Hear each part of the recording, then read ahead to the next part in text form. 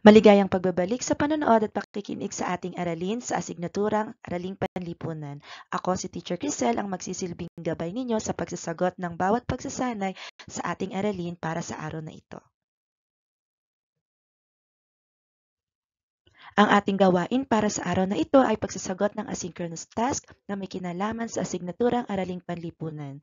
Ilang paalala lang bago tayo magsimula, maaari nating i-pause o ihinto ang bawat slide para masagutan ng maayos ang ating katanungan. Maaari ding balikan ang bawat slide para masagutan ng maayos ang bawat pagpipilian at mga tanong. Simulan na natin. Narito ang ating mga layunin para sa araw na ito. Una ay nauunawaan ang bawat katanungan.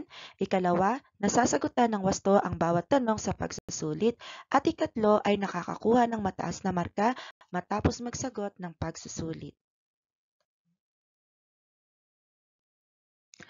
Para sa unang bahagi ng ating pagsasanay, para sa panuto, basahin at unawaing mabuti ang mga sumusunod na pangungusap.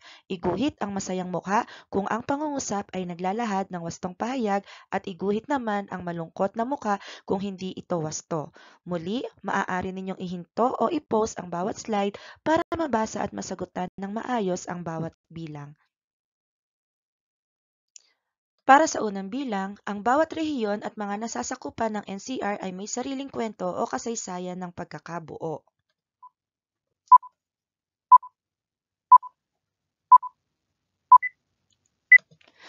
Para naman sa ikalawang bilang, ang Kalakhang Maynila ay idineklarang pambansang punong rehiyon ng bansa.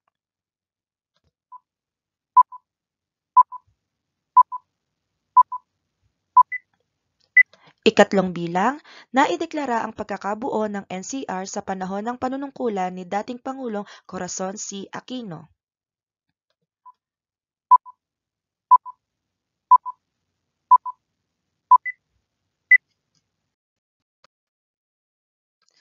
Para sa ikaapat na bilang, ang National Capital Region o NCR ay binubuo ng iba't ibang lungsod at munisipalidad.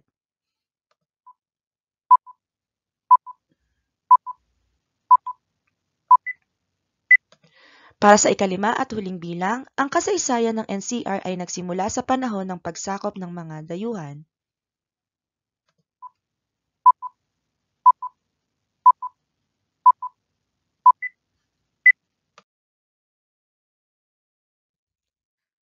Para sa ikalawang bahagi ng ating pagsasanay, narito ang panuto. Basahing mabuti ang mga pangungusap, isulat ang check kung ang pangungusap ay nagsasaad ng wastong pangangalaga sa ating kapaligiran at X kung hindi. Muli, maaaring ihinto ang video upang mabasa at masagutan ng maayos ang bawat bilang. Para sa ika-6 na bilang, pagtatapon ng basura sa tamang lugar.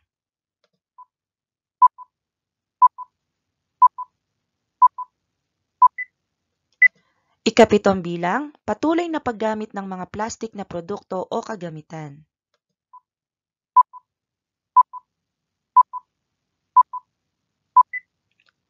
Ika-8 bilang, iligal na pagputol ng mga puno.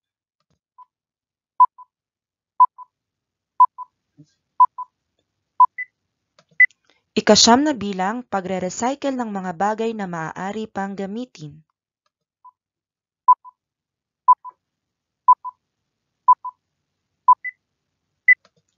Ika-10 bilang, paglahok sa mga programang may kinalaman sa pangangalaga ng kapaligiran.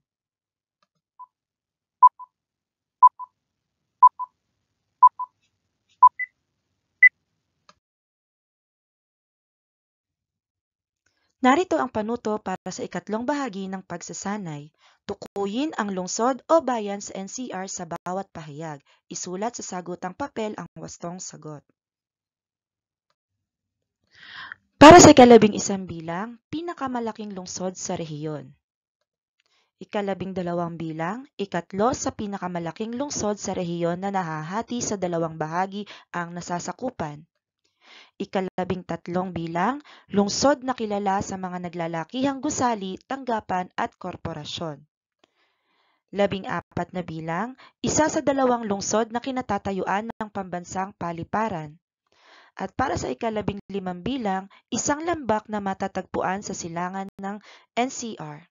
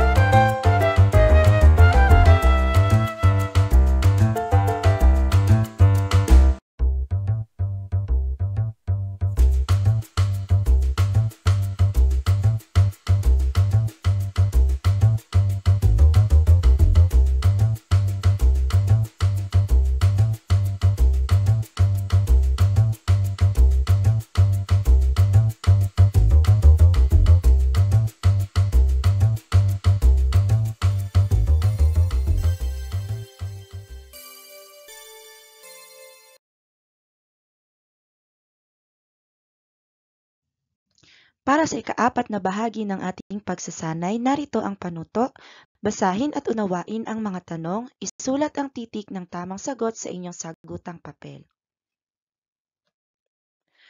Para sa ikalabing-anim na bilang, ito ay mga katubigan kung saan makakakuha ng mga likas na yaman tulad ng isda, korales at iba pang lamang dagat. Titik A, yamang tao, titik B, yamang tubig, titik C, yamang mineral, o titik D, yamang lupa.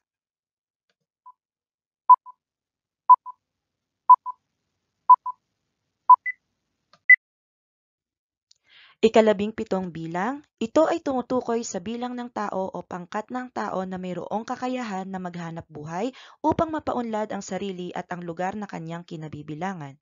Titik A, yamang tao, titik B, yamang tubig, titik C, yamang mineral, o titik D, yamang lupa.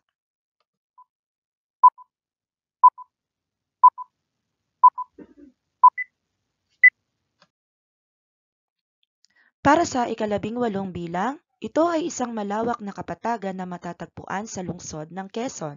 A. Bundok ng Makiling, B. Quezon City Wildlife, C. Bundok ng Sierra Madre, o D. Marikina River.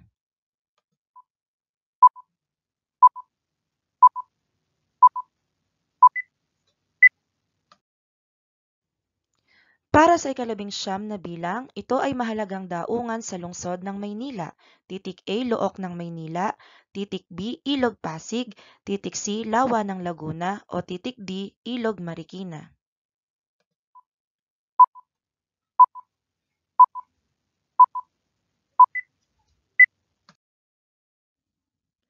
Para sa ikadalawampu at huling bilang ng ating pagsasanay, ang mga sumusunod ay mga anyong tubig sa NCR maliban sa isa. A. Ilog Pasig, B. Lawa ng Laguna, C. Ilog Tulyahan, o D. Luok ng Maynila.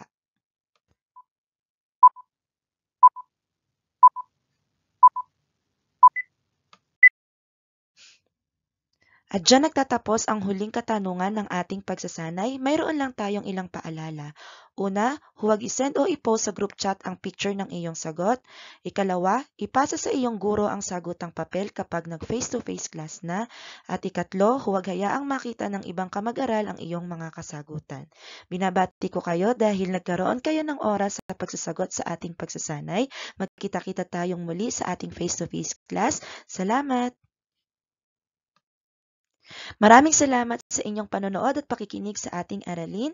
Muli, ako si Teacher Crisel, ang inyong nagsilbing gabay sa inyong pagsasanay sa araw na ito. Salamat po. Paalam.